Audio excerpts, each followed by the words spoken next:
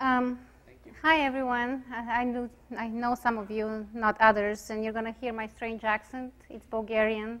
It's okay to ask me to repeat myself if you don't understand something. I actually did not want to start with my PowerPoint presentation. Najeli and I were looking at some videos from Marshall Dickholz. As you guys know, he's been practicing NUCA for, what, 45 years now or something like that. And the reason why I wanted to share that with you first is I want to just show you some of the images he shows on his videos, not the entire video, which is, one of them is 45 minutes right here.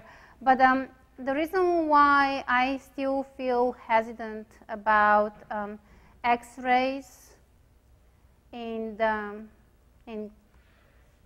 chiropractic is because of the way some of the X-rays look like. I don't know if you know, but I have been involved in several of the research studies going on at Life West, where we analyze a whole bunch of upper cervical studies, most of them actually NUCA, and then we look at, name it, intra-examiner reliability when it comes to listings and like that, just the location of some of the important landmarks that are used for the listings to be obtained and things like that. And to tell you the truth, from the standpoint of a chiropractic radiologist, someone who looks at films all the time, I am sometimes puzzled by the fact that once I erase the markings that are either penciled in or digital, I can not find that landmark again. Simply because in many of the cases, the films are either underexposed or maybe too wide, or there is too much distortion to where, this arbitrary point was maybe once placed in a certain location by one practitioner and in a different location by a different practitioner, resulting in completely opposite listings, for example. My dilemma, and I've been in upper cervical, I've been in love with upper cervical ever since it changed my life, and I did not believe in it at all when I graduated. I did, full spine in the House Center, but it changed my life in 2005. And it was knee chest, it was not NUCA, but I've realized that the more subtle the adjustment is, the better my body responds to it, but I do believe in all of them. They're just meant for different people, I think. But my dilemma was how off of my different, my SEM X-rays, the 5 or 6 different practitioners that have worked on me have come up with 5 different listings. And I've always had the good results that I have using the many different techniques that I've experienced so far. And so now that I'm also doing the studies, I'm just like, oh my goodness, it must not be always the X-ray. I think that if the X-ray is done the way it should be, one adjustment may be it, maybe all that you need, because it's so specific, it's so precise, and it does not need a backup, basically. But these people who do not need only one adjustment, who are not being adjusted by someone who took excellent X-rays, that practitioner probably still has excellent skills because they are getting results. People with Meniere's disease, people with MS, people with, name it, get results. People with muscular dystrophy regain power in their so far never existing deltoids and things like that off of these adjustments that are delivered using listings off of X-rays that I think are not good. And it's not only my opinion. I mean, a lot of the ACBRs do not believe in listings. A lot of them do not believe in upper cervical chiropractic. What distinguishes me is that I still believe in the upper cervical chiropractic, but I have a hard time to always agree with the X-rays. If we all could take X-rays like Marshall Dickholz does, I would agree that we could come up with very reliable listings that we could, use for these X-rays. So that is him marking like a lateral cervical. Some of you are probably in maybe some lower quarters. If you don't know some of the X-rays, that's okay. But the lateral cervical basically is taken first, and it gives you, as you guys know, the S-line, which is going to help you with the rest. So now I want to pause this right here. Here is where you can see the atlas. And the purpose of the nasium is for you to see, the lacrimal sutures, and it's for you to see the atlas and the condyles, right?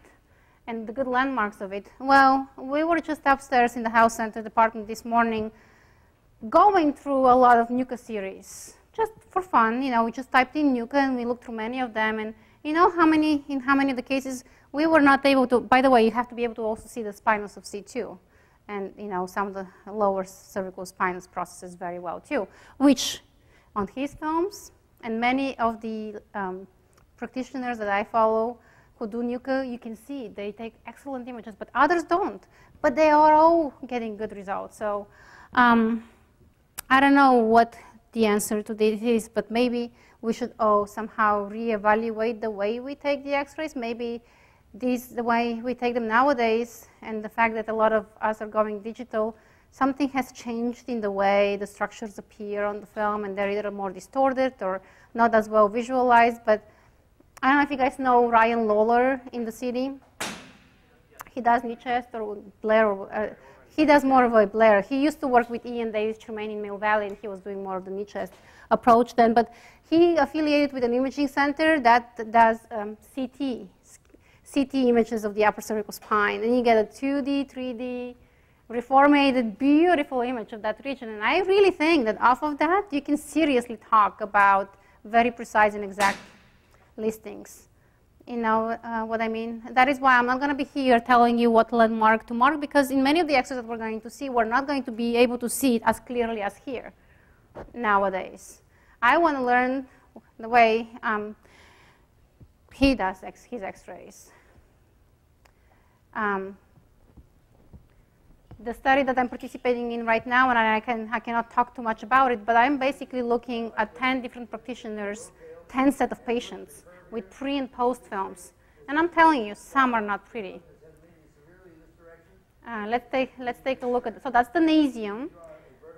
And then I want to show you also his vertex. The vertex is usually easier to do. So he's showing pre and post nasiums, and as you can tell, the lower cervical spine really seems to have more within the center of gravity. Any certified chiropractor can do the same thing. Now that is, we'll show you 2 dimensions. Do you guys see the beautifully shaped lateral masses of the atlas on that nasium? You guys know where the lateral masses of the atlas are? I mean, the atlas is kind of this strange vertebrae that doesn't have a body and doesn't have really the articular pillars that you see in the lower cervical spine, and or the extremity. I mean, to you, maybe, because anything below C1 is an extremity, right? but anyhow, this is why I didn't want to go over precise analysis, because I'm not a believer in the way the films are taken mostly nowadays, that you can obtain a precise analysis unless you have excellent films. What I want to show you is what I have come across in just a few cases, because I realize I only have like not even an hour, 45 minutes or so. But I do come across really strange upper cervical anatomy, which you guys have to realize that you are going to come across too as practitioners, and you are going to have an understanding of how to modify your technique to accommodate this anomaly. And so how many of you here are set in your mind that you're going to be doing upper cervical? All of you? How many of you here are going to be doing NUCA? ADVO, AO, Blair, knee chest, anything else that I didn't mention, HIO, anything like that? Well, and that's good. That's really good. And to tell you the truth, most of the images that I have gotten myself are from practices who do upper cervical. I come across as a pretty chiropractic friendly, upper cervical chiropractic friendly DACBR, which I told you some of them are not as friendly because of the fact that I think it's because of the film analysis mostly. And most of them maybe have not experienced it to believe it, but you have to experience it to believe it, I guess. And so just recently I was sent these NUCA films. By the way, these are decent NUCA films, not, of course, as good as they could be, because as you can tell, we are not seeing, what is that mouse cursor? Najeli, I can't. Oh. I did touch the pad, but I think sometimes the computer does not feel my fingers. They're insensitive to me. Does not feel yours either. So, do you have a pointer? Does anybody have like a laser pointer, because this doesn't work? What I want to show you is that, do you guys see where the lateral masses are? Do you see the dotted line beneath at the inferior aspect of what was arbitrarily believed to be the lateral mass? That's an arbitrary dotted line, if you guys look closely. I'll go get a pointer. Oh, thank you so much, Wanda. Yeah, I think we can get it out of the presentation and just... Yeah, maybe we can do that. Do you guys see this? Honestly, when we erased the line and I sat down along with the practitioner, we were not able to reproduce it in the same location like it was here. Again, only because we were not able to see the inferior aspect of the lateral mass, which is a pretty crucial finding, of course, when it comes to that. But still, this is a better nasium than most that I have seen nowadays. The one anomaly that I see here is coming off of a transverse process. When you look at it, can you tell me if it is the transverse process that is on the patient's reading right or the patient's reading left? Did you guys see that's reading right and that's reading left? Do you see something going on here that is not supposed to be there? I mean, that is not supposed, that is not commonly seen there. It's actually pretty well seen. And I have to go out again to show it to you, but do you guys see this? Yeah? Well, as you know, the transverse process of the atlas, do you guys all have like a little keychain atlas with you?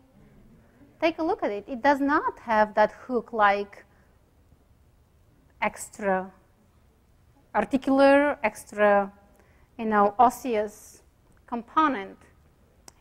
For those of you who have had bone and joint, no, not bone and joint, I'm sorry, RAD1, if you can now not tell me what this is, then you can go back and take RAD1 with me again. Actually, I don't teach it anymore, so I'm just kidding. But so this is known as an epitransverse or a paramastoid or a paracondylar process. And we oftentimes do not see them well off of regular films because the TP of C1 is not very well seen off of some APOMs. However, if you guys know how to take good APOMs, chances are you would always be able to see that accessory articulation, because not only is it important to be able to identify it, but it is important to be able to see how it is going to alter the patient's biomechanics, because you cannot expect this atlas to move like the rest if it has an extra joint, right? And so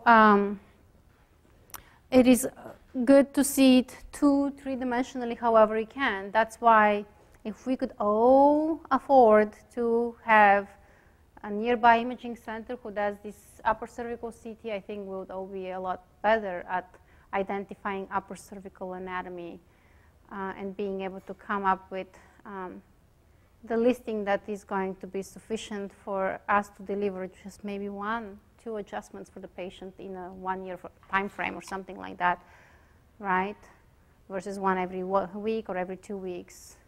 But that's still good. It's still better than the 3 times a week for the rest of your life that, we want to promote sometimes. But anyhow, this patient's lateral cervical is also not your conventional lateral cervical. And this is the same patient. As you can tell, it's a beautifully taken film. You can see plenty of the skull. You can see plenty, you can see the sella turcica is I just still need a laser pointer. It would be nice to have it.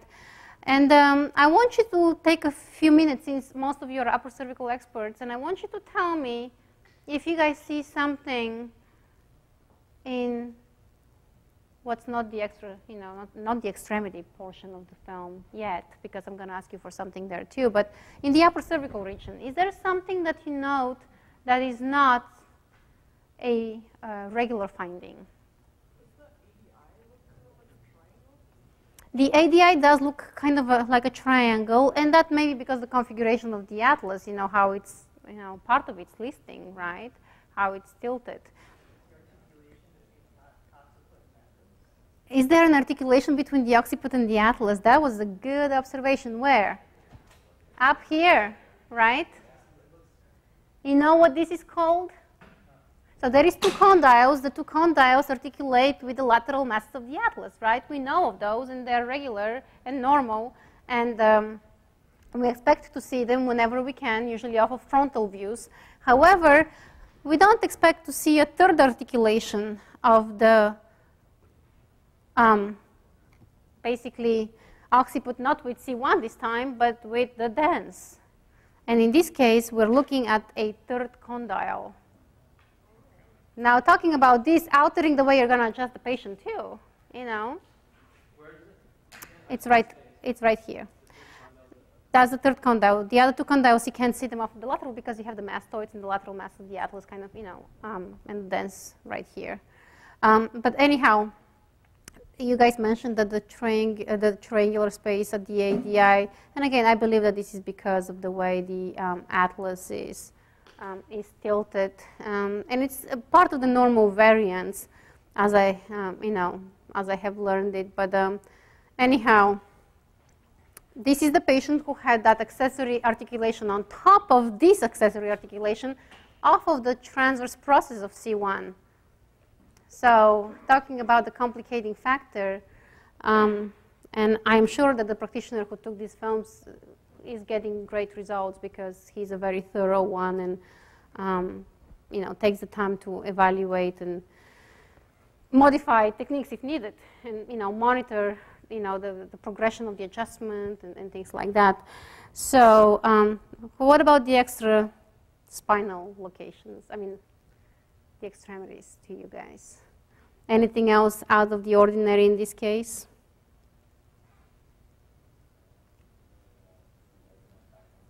Yeah, right at the edge of the field of view. Some of you may not know what this is yet, but luckily we caught that edge of the field of view because this patient may, on top of all of the anomalies that we saw in the upper cervical spine, have what's known as Ankylosing Spondylitis, which is a spinal fusion arthropathy. So we sent him off for labs and still waiting to find out what it is, okay? But just the case. As I said, that's what I'm going to be showing you today because that's what I deal with every day. I read x-rays in my film reading practice. I am just opening a chiropractic practice and I'm trying to define exactly what I'm going to be doing still, but it's definitely going to involve upper cervical work. More x-rays from upper cervical docs. I put them next to each other for you because it may be more helpful since they're big enough. The screen is big enough here.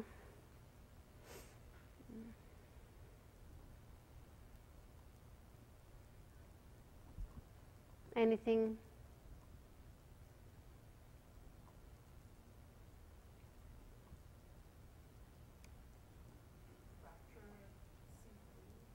Fracture of C3, so that's 1, 2, 3, where?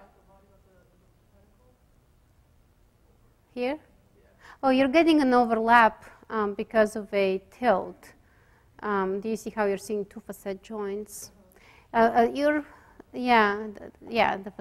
the articular pillars, and so this is not a fracture. It's a common appearance actually on films, and it comes from either a tilt or a symmetry of the articular pillars of some kind.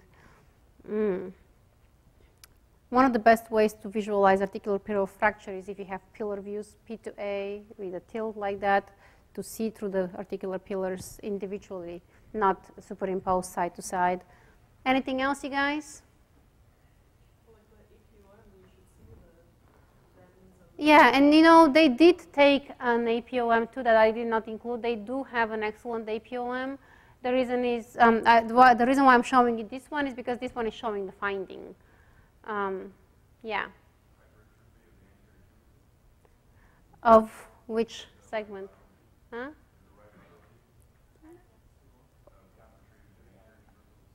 Of, well, of C1 and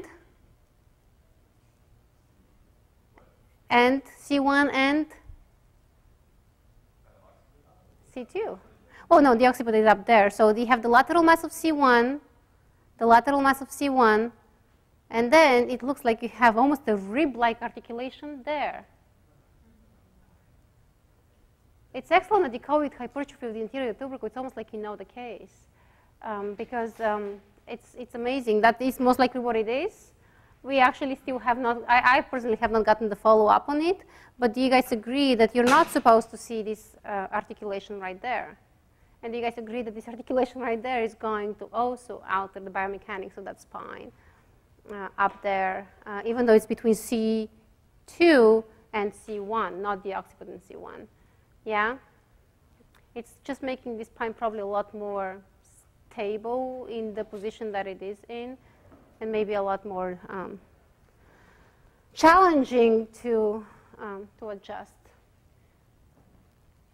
So again, we're still waiting on the follow-up, but the other thing that we can note in this patient is that along with this anomaly, they have another one, and that is that, do you guys see this line right here? That's called the spinal laminar junction line. And you should see it because this is the line that is created on the X-ray by the laminae joining together to form the spinous process. Do you guys see this line at C1? Why not? What do you call that? It's a spina bifida. Most spina bifidas that we see at C1 are of which kind?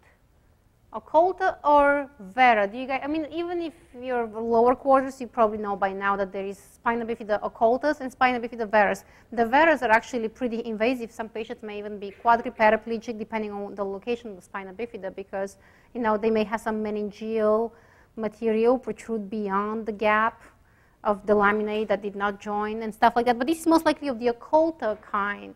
For the longest time, we really thought that occulta spina bifidas are not very big of a deal.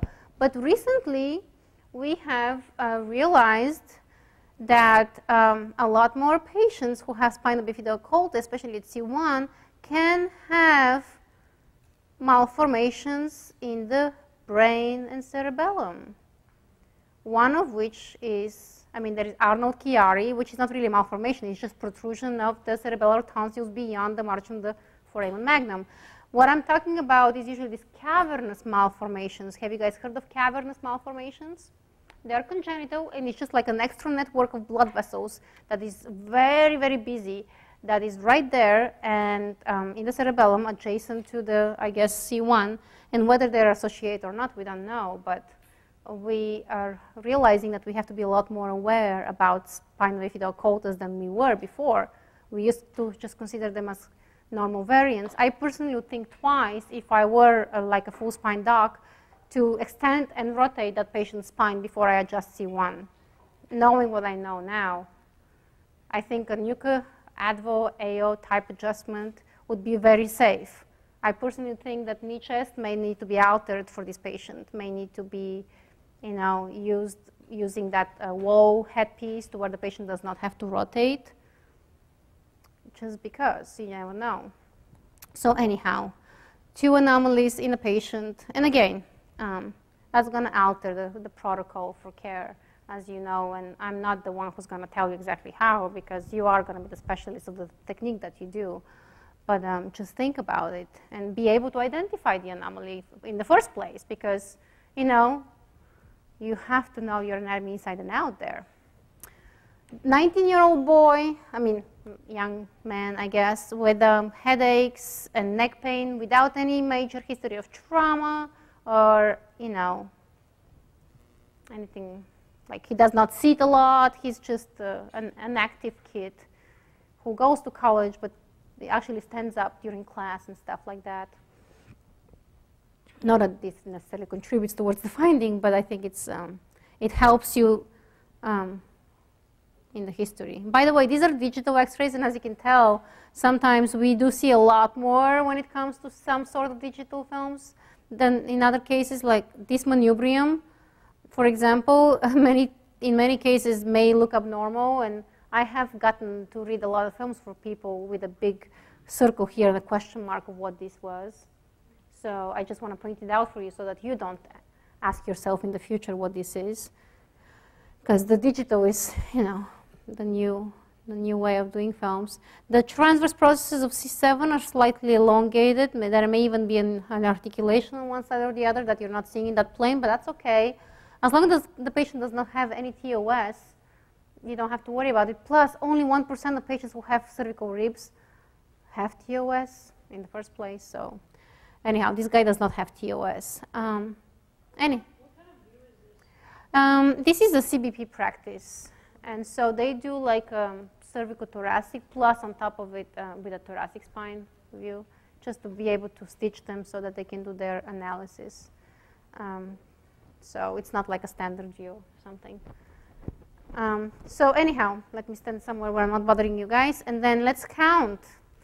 When in doubt, start counting on an X-ray. That's what I do, because I'm like, okay, the easiest thing to overlook is something that's missing. For example, like if you only have 11 thoracics or stuff like that, or let's see, maybe here we have something else.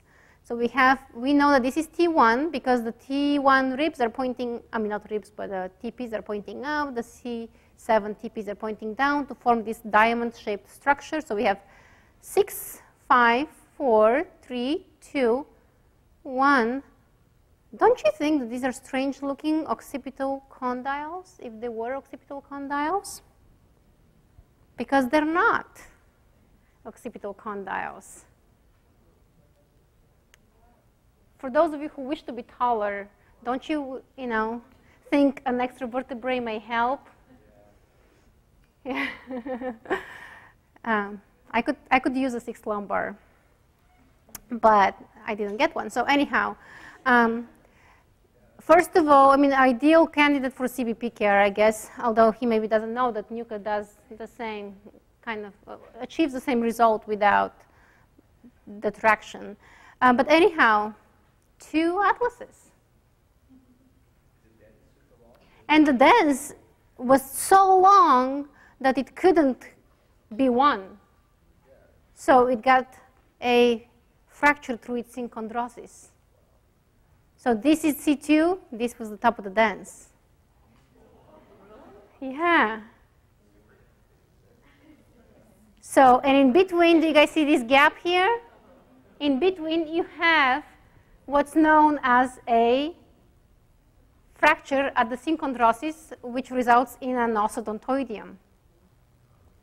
So this is the ossodontoideum. Usually that ossodontoideum is just like a circular ossicle, but in this case, we don't have your regular C2. You don't have your one regular C1. So you have a ossodontoideum with 2 atlases. Yeah. Does that second atlas have transverse processes? Well, I don't know about that because, as you can tell, we're not able to visualize it very well. The patient was, the way we suggested for him to proceed with care is that if no improvement is seen within 3 to 4 weeks, he should go and get this imaged better by using CT. But he did find lots of relief very early on, with care, which we were very cautious about. We did flexion and extension. I actually don't have these images here, but there was no instability at that ossodontoideum type articulation, and he did very well with images. But he keeps it in the back of his mind that if any new symptoms arise, he should go and get the upper cervical spine imaged better. Really, conventional radiography is going to be difficult to visualize this.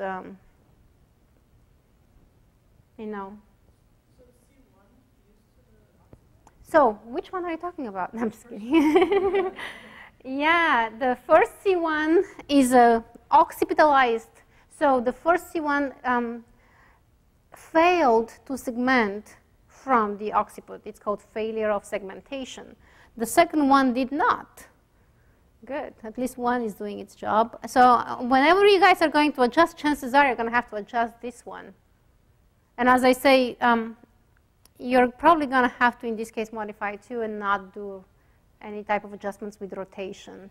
I would probably not even do toggle because of the, you know, drop piece being sometimes, you know, a little too forceful, especially, I don't know if you realize, I don't know how many classes you have taken in X-ray analysis, but this patient congenitally happens to have a narrow canal. Let's see. Do you guys see this image back there on the wall? The distance between the, I'm going to go back and forth between the two. The distance between the posterior aspect of the facet joint or the articular pillar and the distance and this spinal laminar junction line indicates how long that patient's pedicles are. And oftentimes you have to have a bigger distance here to be on the safe side about canal stenosis. I don't know if you see how much space there is here. Of course, we no longer have the brainstem. It's spinal cord, but still, there is not much of a room for play there. So if this patient had instability, he would probably be advised to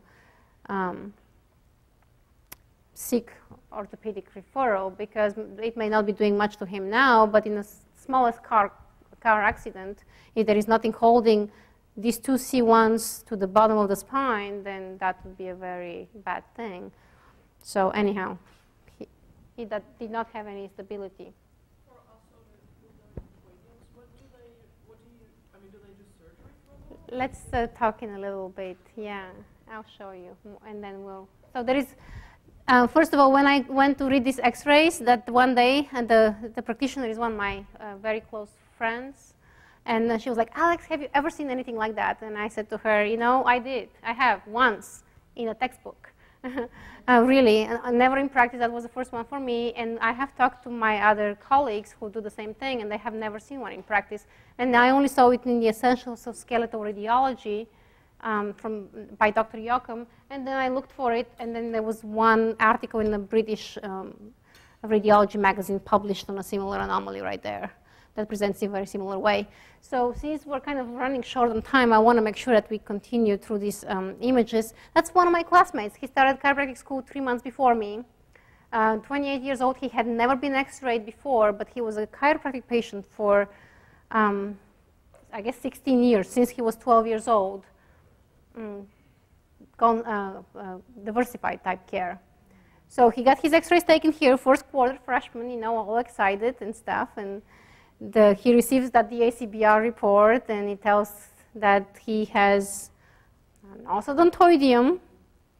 And it was funny because I was right there when he was talking about it. He was like, that finally explains why, you know, I would get adjusted, I would get up from the table, and I would faint right after.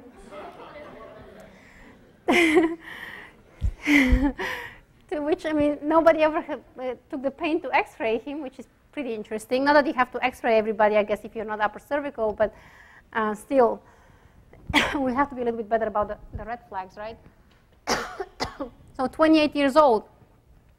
Do you guys think that that lateral mass is supposed to overhang over the body of C2 so much? No. And do you think that this is supposed to be so much to the other side? So it's almost like a left lateral bend, but it's not a left lateral bend, okay? This is a right lateral bend. Do you guys see that? You know what's the total of range of motion from side to side on this patient? 9 millimeters. That's almost a centimeter, close to 1/2 inch. Okay, not normal range of motion, right? There is the left lateral bending, so it goes even further. Yeah. Guess what? They did not do flexion on him because it is in flexion that he starts losing his vision and feeling fainty and stuff. Sometimes in extension too, but this is his lateral cervical. To tell you that, I mean, we don't see the ADI very well, I guess. I don't know how this was taken, but we don't see the ADI very well. But there is a big space in there between the body of C2 and the posterior aspect of the anterior tubercle of the atlas. And guess what? What is that? Let's go back. Do you guys see this? This is one aspect of the posterior arch of the atlas, and this is its other aspect. And guess what's in the middle again? A spina bifida occulta.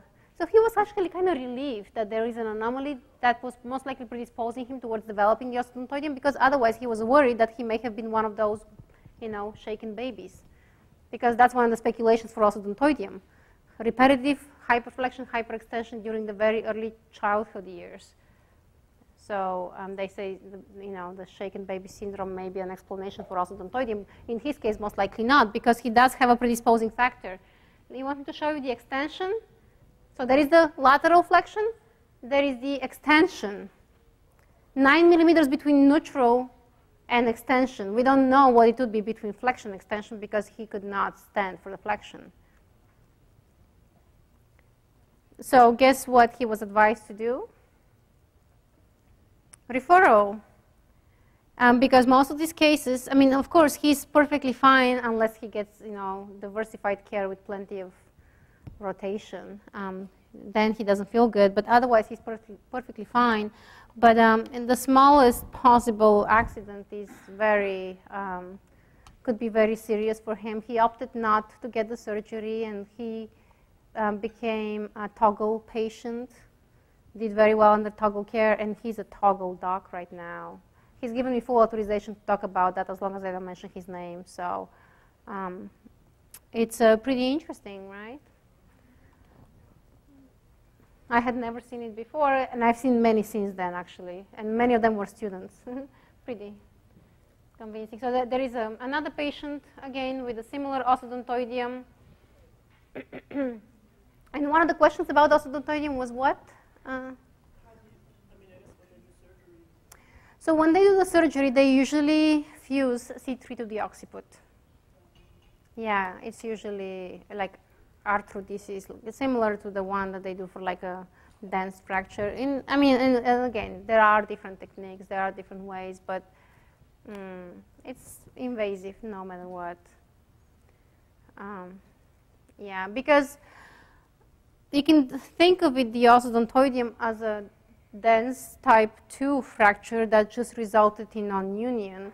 And most of them result in non-union because of the poor vascularization to the region. So anyhow, there is another example of an ostodontoideum from a patient in the House Center. Continuing with different type of anomalies of the upper cervical spine. This was sent to me by, again, an upper cervical doc in the area. Yeah, so I like the word failure of ossification or calcification, sometimes better than agenesis, unless we are absolutely sure that there is no component of the posterior arch of the atlas there at all. And to tell you the truth, when I see that C2 spinous is not larger than average, chances are it's not agenesis of the posterior arch of the atlas, but it is just a cartilaginous model there that has failed to ossify. We actually did flexion extension. That's what I advised the doc to do. And as you can tell, there is no instability whatsoever. She never sent me the APOM, but she told me that the lateral masses of this patient were perfectly formed. So she proceeded with care. It didn't stop her from adjusting that atlas using knee chest, actually. And the patient did well. So, yeah. So in agenesis, the C2 spines would be larger? Yeah, so if you talk about pure agenesis, it's really, pure agenesis. It's, again, not really pure agenesis. It's, again, a failure of segmentation of portions of the posterior arch of the atlas from the spinous of C2. So in this case, yeah, the spinous of C2 would be much bigger, and there would be really nothing there. In our case, the spinous of C2 is of normal average size, which means that this did not fail to segment, most likely. It just failed to ossify. And we can see this component with CT usually. It's just in some instances, you don't want to proceed to such invasive follow-up unless the patient has some neurological findings, which she didn't. She never knew she didn't have that ossified and is doing perfectly well with care. So, of course, we're going to have to be more cautious in this case. Many DACBRs are going to tell you this is a red dot.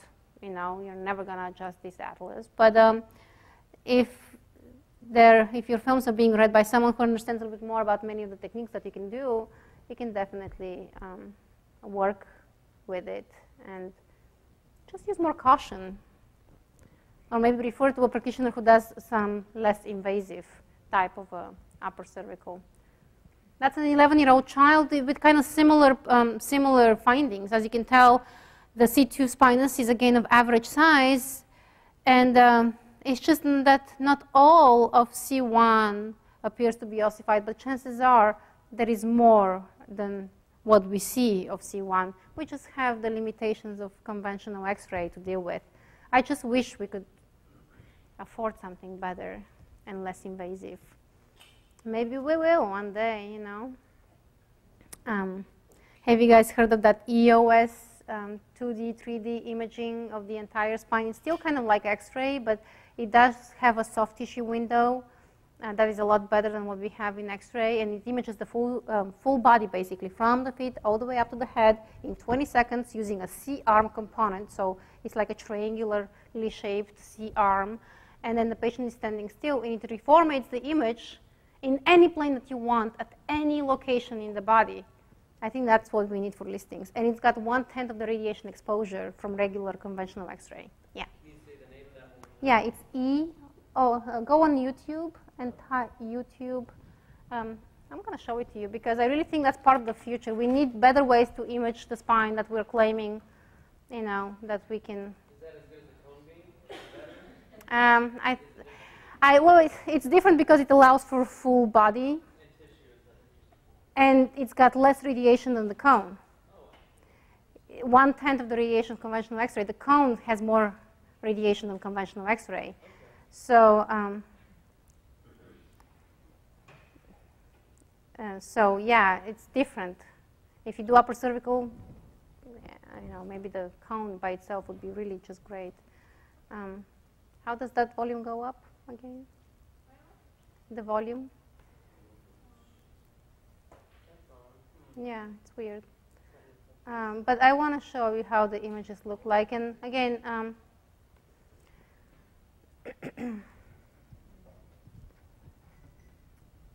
do you guys see the C-arm component of it? I want you to see some of the reformated images, which again can be applied to the upper cervical spine, but they're not only for the upper cervical spine, like the cone that Ryan Lawler uses is.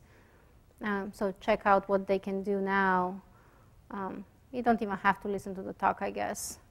But it would be perfect for gone practitioners, too, talking about pelvic listings and stuff like that. Ooh, great. So there is sound out of the laptop, but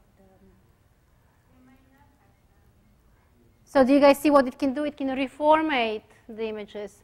So again, it can reformate the images when it comes to the upper cervical spine, too. You can actually see that atlas in space. Yeah, pretty cool. In 2007, that costed about $500,000. I'm about to call them right now and find out how much it costs now. Because one of those in the Bay Area would be sufficient. A lot of people are going to go there. 1/10 of conventional X-ray exposure, too. So look at that, leg length. Talking about the studies you can create for your, NUCA and other upper cervical techniques.